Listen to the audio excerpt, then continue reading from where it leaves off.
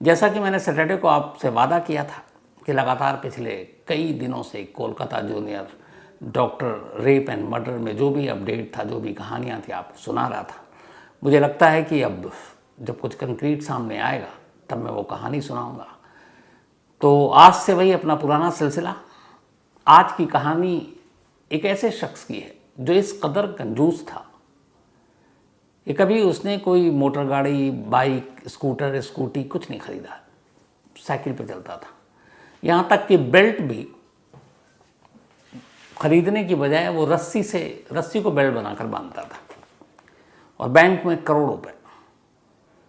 कैसे एक साइकिल का एक्सीडेंट होता है और फिर ये एक्सीडेंट कैसे एक मर्डर मिस्ट्री बनती है, कैसे एक बेटी को एक ज़रा सा डाउट होता है और कैसे ये कहानी खुलती है। अभी बिल्कुल लेटेस्ट साउथ इंडिया, केरल की ये कहानी है। लेकिन वो कहानी आपको सुनाऊं उससे पहले, जैसा मैंने वादा किया कि अब आम कहानियाँ सुनाऊंगा, सिर्फ एक अपडेट आपको देता हूँ कोलकाता जूनियर डॉक्टर केस में। वो अपडेट इसलिए ज़रूरी है क्योंकि सुप्रीम कोर्ट में जब लाइव स्ट्रीमिंग हो रही थी तो बार बार वेस्ट बंगाल सरकार के वकील एक टाइमलाइन की बात कर रहे थे कि ये टाइमलाइन है जो कोलकाता पुलिस ने कोर्ट को सौंपी, इस टाइमलाइन के हिसाब से कोई गड़बड़ी नहीं हुई है, बार बार कह रहे थे। तो टाइमलाइन जो कोर्ट को सौंपी तो वो टाइमलाइन थी क्या, मैं भी जानना चाहता था, आप में से बहुत सारे लोग भी जानना चाहते हैं। तो कोलकाता पुलिस की टाइमलाइन जो सुप्रीम कोर्ट में सौंपी गई है वो टाइमलाइन इस वक्त मेरे सामने है। तो वो टाइमलाइन आपको बताऊं, उसके बाद अपनी कहानी की तरफ बढ़ता हूं। तो कोलकाता पुलिस के हिसाब से जब तक हम लगातार कहानी सुना रहे थे उसमें देखिएगा टाइम में कितने आगे पीछे। कोलकाता पुलिस के हिसाब से सुबह के 9:30 बजे थे 9 अगस्त को, जब एक post graduate trainee first year student ने सबसे पहले सेमिनार हॉल में जूनियर डॉक्टर की लाश देखी थी। ये वही शायद सौमित्रा था, फर्स्ट ईयर पीजीडी। तो सुबह 9:30 बजे पहली बार डेड बॉडी देखी गई, ये कोलकाता पुलिस कह रही है। सुबह 10:10 पर यानी लाश देखने के 40 मिनट के बाद जो आरजी का हॉस्पिटल की पुलिस चौकी है वहाँ पे पहले इन्फॉर्मेशन दी जाती है और वो चौकी फिर थाने को अपने इन्फॉर्म करता है, जो थाना है ताला पुलिस स्टेशन। तो 10:10 पर ताला पुलिस स्टेशन को एक मैसेज जाता है और चौकी उन्हें ये मैसेज देकर बताती है कि सेमिनार हॉल में 3rd फ्लोर पर इमरजेंसी बिल्डिंग में एक हाफ नेकेड कंडीशन में एक बॉडी पड़ी हुई है। ये 10:10 पर लाश देखने के 40 मिनट के बाद। और यही बात जनरल डायरी एंट्री GDE में दर्ज किया जाता है कि सेमिनार हॉल में एक हाफ नेकेड बॉडी है और अनकॉन्शियस है, यानी कि अभी तक ये पता नहीं है कि वो जिंदा है कि मुर्दा है। ये जनरल डायरी में एंट्री हो रही है। जनरल डायरी में एंट्री के 20 मिनट के बाद सुबह 10:30 बजे police officer senior crime scene पर पहुंचते हैं और इसमें तमाम सीनियर अफसर थे। 10:30 बजे 10:52 पर असिस्टेंट सुपरिटेंडेंट ऑफ पुलिस, जो हॉस्पिटल के असिस्टेंट सुपरिटेंडेंट, वो पहली बार फैमिली को इन्फॉर्म करता और कहता है कि आपकी बेटी बीमार है। ये भी इसमें लिखा हुआ है। फिर इसके बाद 11 बजे सुबह होमिसाइड टीम मौके पर पहुंचती है। 12:25 पर पहली बार जो बॉडी है और सीन ऑफ क्राइम है उसकी वीडियोग्राफी होती है, तस्वीर ली जाती है और फॉरेंसिक की टीम जो है वो भी तब तक वहाँ पहुँच चुकी थी 12:25 पर। और फिर ये सारे जो फुटप्रिंट हैं, मौके से निशान हैं, ब्लड सैंपल है और क्राइम सीन की वीडियोग्राफी है, ये 12:25 पर करते हैं। इसके बाद 12:44 पर ऑन ड्यूटी डॉक्टर पहली बार डॉक्टर को एग्जामिन करते हैं, जूनियर डॉक्टर को, और डेड डिक्लेयर करते हैं। मतलब 9:30 बजे लाश देखी गई एक हॉस्पिटल के अंदर, लेकिन ऑफिशियली जो डेड डिक्लेयर किया गया वो 12:44 पर, मतलब करीब 3 घंटे 14 मिनट बाद, जबकि अस्पताल में सारे डॉक्टर थे। अब 12:44 पर डिक्लेयर क्यों किया डेथ, 9:30 बजे या 10 बजे क्यों नहीं, सवाल का जवाब नहीं है। इसके बाद दोपहर 1 बजे जो पेरेंट्स हैं जूनियर डॉक्टर के वो हॉस्पिटल पहुंचते हैं। कोलकाता पुलिस के रिकॉर्ड के मुताबिक अगले 10 मिनट में उनको सेमिनार हॉल में ले जाया जाता है। तो बॉडी अब भी सेमिनार हॉल में पड़ी हुई है, ये ध्यान दीजिएगा। 9:30 में पहली बार देखा गया और अब करीब 3.5 घंटे हो गए सेमिनार में, अब भी बॉडी पड़ी है। तो 1 बजे फैमिली आई, 10 मिनट के बाद उनको सेमिनार हॉल ले जाया गया। 1:47 पर मेडिकल सर्टिफिकेट में पहली बार वो सारी चीज़ें दर्ज की गई और पुलिस को डॉक्टर ने दिया कि ये डेथ और ये सारी मौत की जितनी थी, और साथ में मेडिकल रिकॉर्ड जो दी गई उसमें इंजरीज कहाँ कहाँ पे हैं, प्राइवेट पार्ट से लेके बॉडी के किस किस पार्ट में, वो सारी चीज़ें पुलिस को हैंड ओवर की गई। 1:47 3 PM दोपहर के अब 3 बजे हैं। अब फैमिली ने और हॉस्पिटल के कुछ डॉक्टरों ने ये मांग की कि ये पोस्टमार्टम किसी जुडिशियल मजिस्ट्रेट की निगरानी में होनी चाहिए।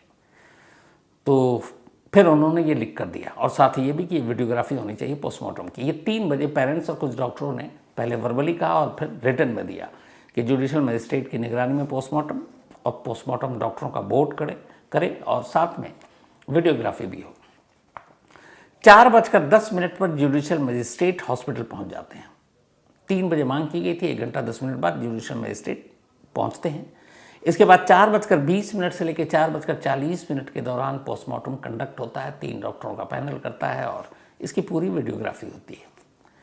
शाम 6:10 से 7:10 तक जो पूरे पैनल और डॉक्टरों का, मजिस्ट्रेट, फैमिली मेंबर, ये सब वहाँ रहते हैं। पोस्टमार्टम होने के बाद सारी वीडियोग्राफी होती है, इनकी मौजूदगी को भी दर्ज दिखाया जाता है। 8 बजे रात को डॉग स्क्वाड पहली बार मौके पर पहुंचता है, यानी 9:30 पे हॉस्पिटल में देखा डॉक्टरों ने, 10:10 पर पुलिस को इन्फॉर्म किया जा चुका है, दोपहर को फॉरेंसिक टीम आई है, लेकिन डॉग स्क्वाड रात 8 बजे पहुंचता है क्राइम सीन पर, जबकि आमतौर पर क्राइम सीन पर डॉग स्क्वाड को फौरन उसी वक्त बुला लिया जाता है। 8:37 से 8:52 के दरमियान 3D मैपिंग होती है क्राइम सीन की। 8:30 से 10:45 के बीच में 40 अलग अलग चीज़ें क्राइम सीन से दर्ज की जाती हैं। उनका जो सीजर होता है उसका एक मेमो बनाया जाता है फॉरेंसिक टीम के ज़रिए, और ये वीडियोग्राफ होता है, लोकल विटनेस होते हैं प्रेजेंट, पर उनकी गवाही ली जाती है, और फिर बॉडी जो है फैमिली को हैंड ओवर कर दिया जाता है 8:30 के आसपास वीडियोग्राफी के बाद। हैंड ओवर करने के बाद रात 11:45 पर पहली बार ताला पुलिस स्टेशन में विक्टिम के फादर पहुंचते हैं और वहां जाकर वो ऑफिशियली FIR लिखाते हैं। 9:30 पे सुबह देखा गया, रात 11:30 बजे FIR दर्ज होती है।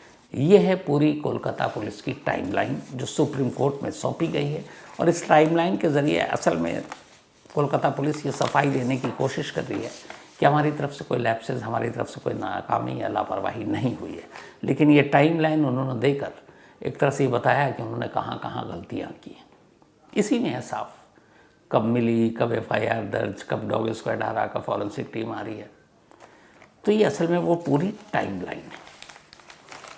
तो ये टाइमलाइन चूँकि सुप्रीम कोर्ट में सौंपी गई, मुझे लगा कि आपसे शेयर करना चाहिए, इसलिए शेयर किया। अब जैसा कि वादा किया था, आते हैं आज की कहानी के ऊपर। बात इसी साल 23 मई की है। केरल में एक जगह है कोल्लम। इसी कोल्लम में एक 82 साल के शख्स रहा करते हैं जिनका नाम है C. पप्पाचन। C. पप्पाचन 82 साल इनकी उम्र, और ये रिटायर्ड हुए थे BSNL से असिस्टेंट जनरल मैनेजर के पद से, ठीक ठाक पोस्ट। तो C. पप्पाचन 82 साल की उम्र हो गई थी, करीब 20 साल पहले वो रिटायर भी हो गए BSNL से।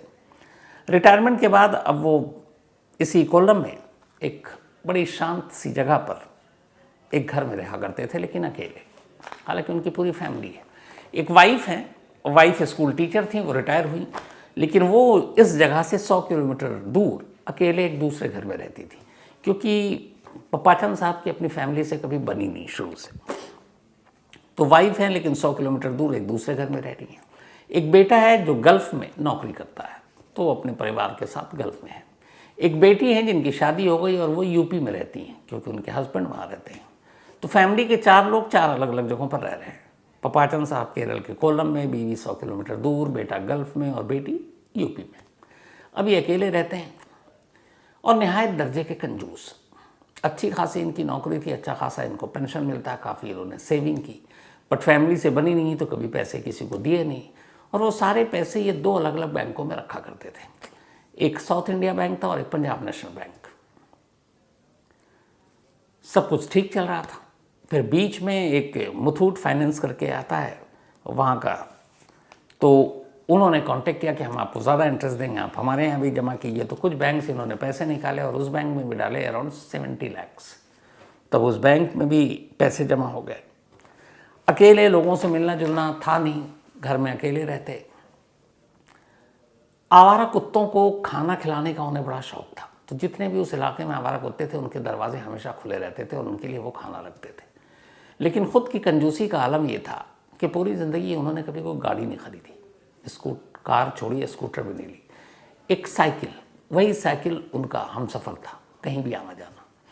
कंजूसी का आलम ये कि वो बेल्ट की बजाय रस्सी बांधा करते थे पैंट पर।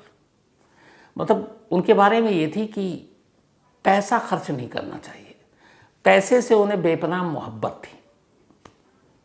और जहाँ पैसे की बात आए वो फिर कोई समझौता करने को तैयार नहीं। और वो पैसे सारे बैंक में एक एक कर जमा होते जा रहे हैं, करोड़ से ऊपर हो चुके हैं। किसी को देना नहीं, फैमिली से बनती नहीं, अपने ऊपर खर्च नहीं, तो बस यही ज़िंदगी थी। 23 मई 2024 को इसी कोल्लम इलाके में एक साइकिल से वो गुजर रहे थे। दोपहर का वक्त था। जिस जगह से गुजर रहे थे वो बहुत ही खूबसूरत लेकिन सन्नाटा इलाका, सड़क दोनों तरफ पेड़, हरियाली। तभी अचानक एक ब्लू कलर की आर वैगनार कार आती है और ज़ोर से टक्कर मारती है साइकिल को और कार चली जाती है। टक्कर होते ही जो पप्पाचंद साहब हैं वो सड़क पे गिर पड़ते हैं। इत्तेफाक से उसी वक्त एक ऑटो रिक्शा वहाँ से गुजर रहा था। वो ऑटो रिक्शा रोकता है, इंसानियत दिखाता है, उनको उठाता है, फ़ौरन नज़दीक के हॉस्पिटल में ले जाया जाता है।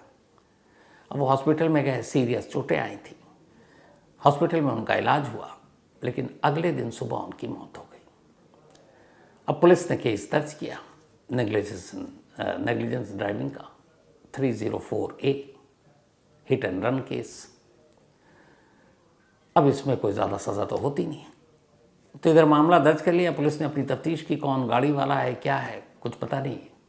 तभी अगले दिन हैरत अंगेज तौर पर एक शख्स आता है और उस शख्स का नाम जो है एनीमन है, 44 साल की उम्र। और वो पुलिस के पास पहुंचता और कहता है कि साहब मैं कल गुजर रहा था, एक साइकिल वालों की टक्कर हो गई, गलती से मैंने थोड़ी शराब पी रखी थी और मेरे दिल ने कहा कि नहीं तुमको भागना नहीं चाहिए, तो मैं सरेंडर करने आया हूँ। पुलिस वाले भी कहते हैं चलो। याद रखिएगा कि हिट एंड रन केस में अगर कोई गाड़ी को टक्कर मारे और ख़ुद पुलिस के पास पहुंच जाए तो उसको थोड़ी सज़ा कम कर दी जाती है। तो पुलिस ने कहा चलो ठीक है, पुलिस ने उसको अरेस्ट कर लिया, लेकिन फिर वो ज़मानत भी दे दी, क्योंकि हिट एंड रन का केस हमारे ऐसे ही हो जाता है। और वो खुद आया था चलकर, तो उसकी इस इंसानियत को देखते हुए पुलिस ने उसको ज़मानत दे दी, ज़मानत में निकल भी गया। अब इधर फैमिली वाले आए, फैमिली वाले ने फिर अपने उनके पैतृक गांव ले गए डेड बॉडी को, वहाँ ले जाकर अंतिम संस्कार कर दिया पप्पाजान साहब का। अब धीरे धीरे जो सारी रस्में थे मौत के बाद की वो भी पूरी हो गई, सब भूलने लगे। उसके बाद ये था कि 82 साल की उम्र में इस तरीके से मौत हुई थी। अब मौत के बाद जाहिर सी बात है फैमिली को, उनका जहाँ घर कोई और तो है नहीं, वही लोग हैं। जीते जी बिल्कुल रिश्ता नहीं था, अच्छा बनी नहीं, लेकिन अब जो भी चीज़ें हैं उन पे फैमिली का हक है।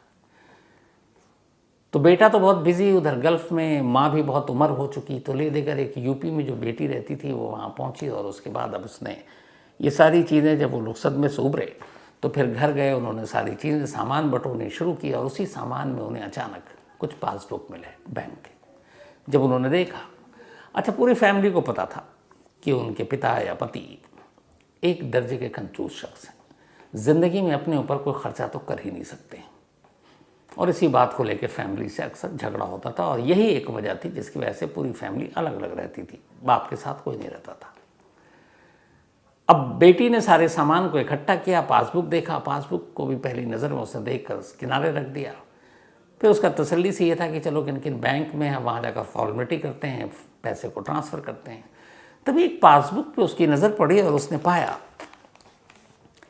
कि हाल के वक्त में 4 बार जो अकाउंट है उसमें से उन्होंने पैसे लिए और कुछ लोन लिए, और एक लोन तो अभी 14 लाख का डेथ से कुछ दिन पहले ही लिया गया था।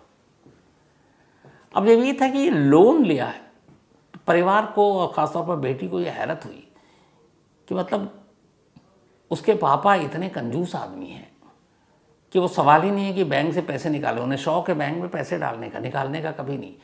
तो वो लोन लेंगे किसी और बैंक से, तो वो लोन किसके लिए लेंगे? तो पता किया गया कि भाई को उन्होंने ना कोई नई प्रॉपर्टी खरीदी है, ना कुछ और चीज़ खरीदी है, तो ये लोन कहाँ से? बेटी को शक हुआ कि ये लोन का चक्कर क्या है, और ठीक मौत से 3 दिन पहले भी 14 लाख अकाउंट से निकला है। अब उसे लगा कि कुछ मामला गड़बड़ है, क्योंकि पिता की फितरत और आदत पूरा परिवार जानता था। वो आदमी पैसे कभी निकालने के ही खिलाफ था, और यही वजह है कि जो पेंशन से लेके पेंशन के पैसे भी इतने आते थे कि उसमें से भी वो बचा कर रखते थे। तो बेटी को डाउट हुआ, बेटी पहुंचती है बैंक। दरअसल कोलम में ये जो बैंक था, मुथुटू निधि लिमिटेड, ये एक फाइनेंशियल कंपनी बैंक, तो ये वहाँ पे वो बैंक था, और वहाँ पर जो पपाचन थे उनका अकाउंट था, और इस अकाउंट में करीब 70 लाख रुपए जमा थे। लेकिन जब बेटी वहाँ पहुँची और उसने कहा कि मेरे ऐसे ऐसे फादर हैं, उनकी डेथ हो गई है, अकाउंट, तो वहाँ पे जो स्टाफ था उसने दिखाया, तो उसने दिखाया कि उसमें 4 बार पिछले 6 महीने में विड्रॉल हुआ है। एक बार 14 लाख और ये लोन का कहकर।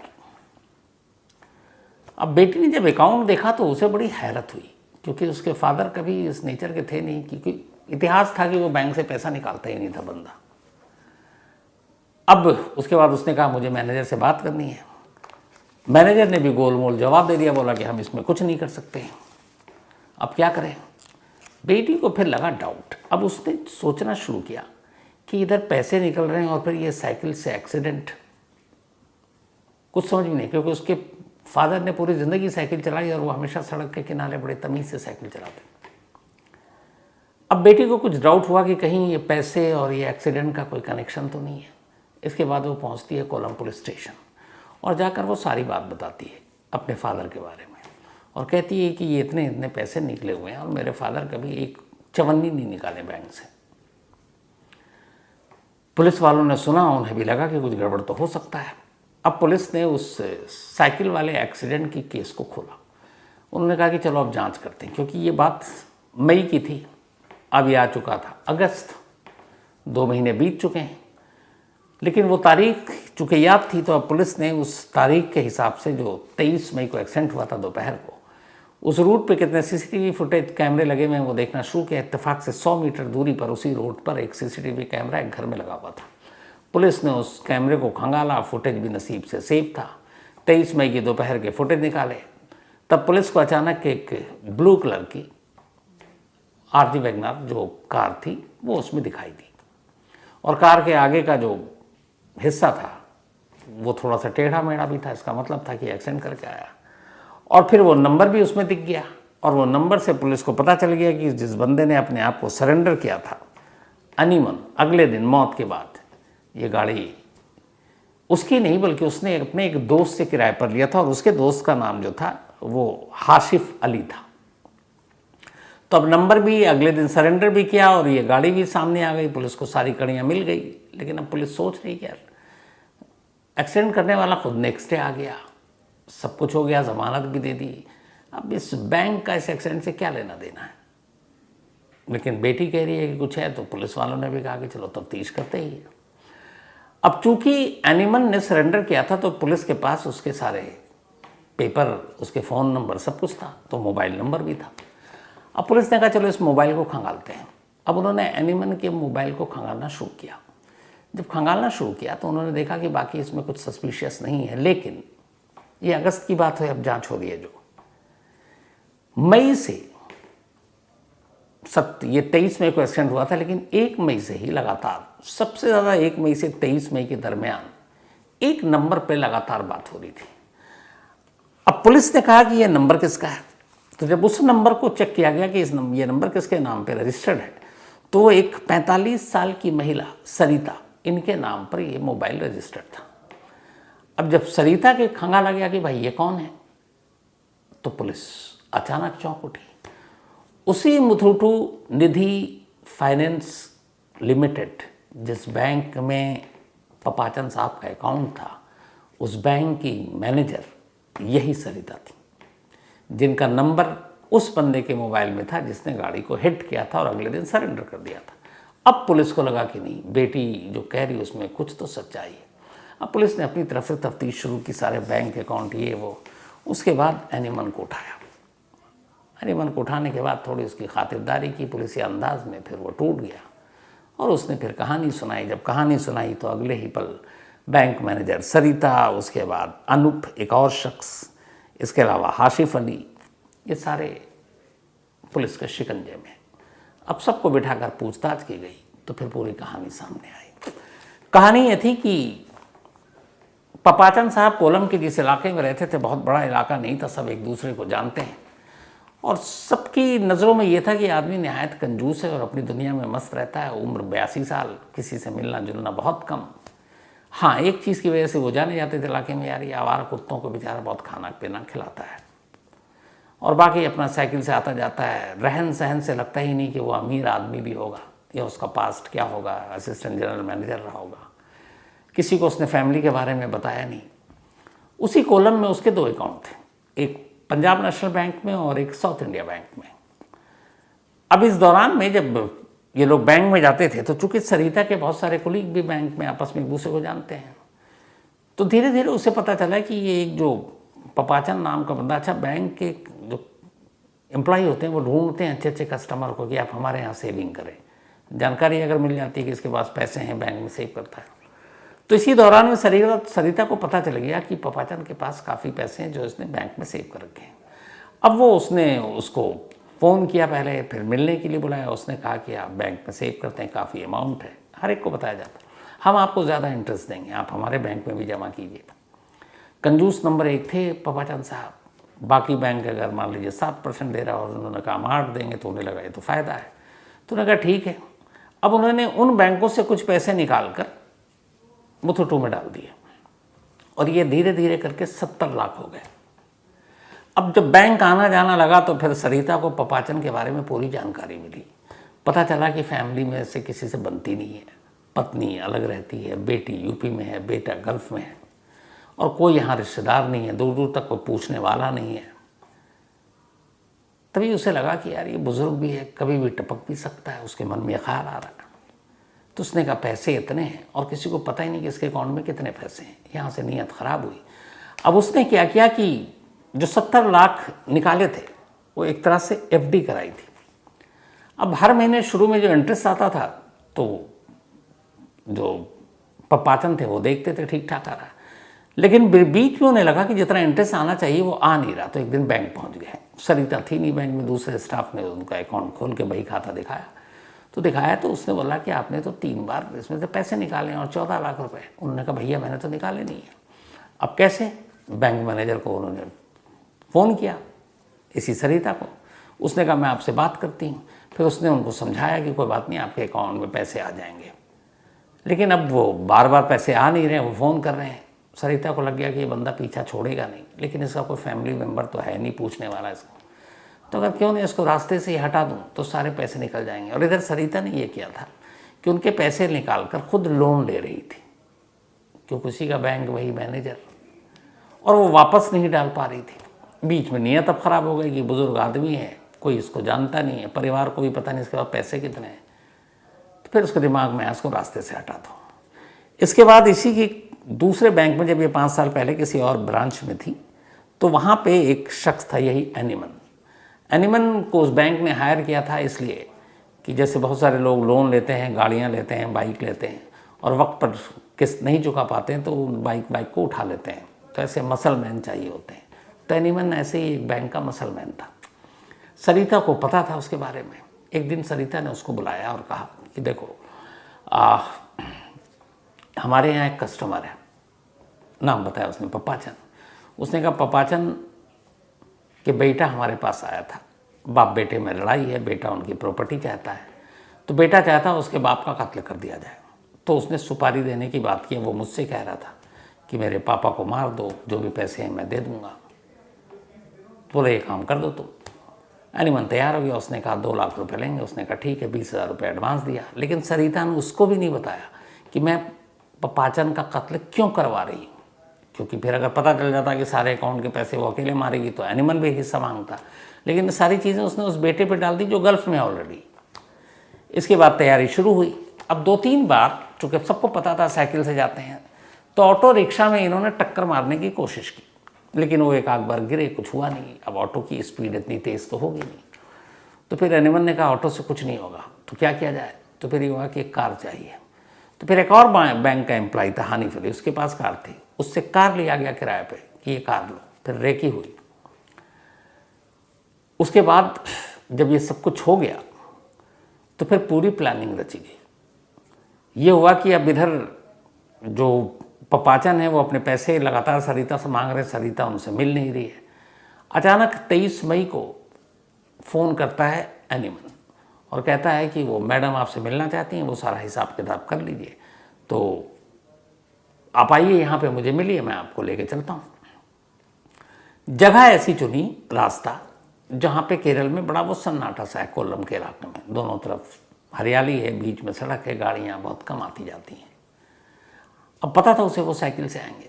ये कार में बैठ गया, उस रास्ते पे इंतज़ार करने लगा। रास्ते पे इंतज़ार करने का लगा, जैसे ही वो साइकिल आई उसने देखा, उसके बाद पीछे से ज़ोर से टक्कर मारी और निकल गया। ये प्लानिंग का पहला हिस्सा था। अब ये भी देखना था कि वो मरा कि नहीं मरा। तो एक ऑटो में एक दूसरा साथी इसका बैठा हुआ था जिसका नाम था महीन। अब ये इत्तेफाक नहीं था जब ये एक्सीडेंट हुआ कि एक ऑटो वाला गुजर रहा था और उसने इंसानियत के नाते उसको उठाकर हॉस्पिटल पहुंचाया। नहीं, ये प्लानिंग का हिस्सा था। अब जैसे ही एक्सीडेंट होता है, ऑटो वाला पीछे पीछे है कार के, एक्सीडेंट हो गया। अब वो आता है अगले 1 से 1.5 मिनट में और वो देखता है, अब एक्सीडेंट इतना ज़ोर से हुआ था कि पपाचान साइकिल से गिरकर बेहोश। उसे लगा ये बंदा मर गया। उसने कहा चलो उठाओ। उसने 1-2 और भी लोग थे और वो मुसाफिर थे, पैसेंजर को उसने बैठा रखा था ताकि सब कुछ रियल लगे। और उसके बाद फिर सब ने इंसानियत के नाते मदद की, ऑटो पे डाला और ले जाकर नज़दीक के हॉस्पिटल में एडमिट करा दिया। तब तक वो जिंदा थे, मौत नेक्स्ट डे हुई थी। तो ये सब कुछ हो गया और उसके बाद लगभग केस क्लोज भी हो गया था, हिट एंड रन का बनकर। लेकिन एक बेटी ने सिर्फ एक अकाउंट से पैसे निकलने, और ये भी कोई एबनॉर्मल चीज़ नहीं थी।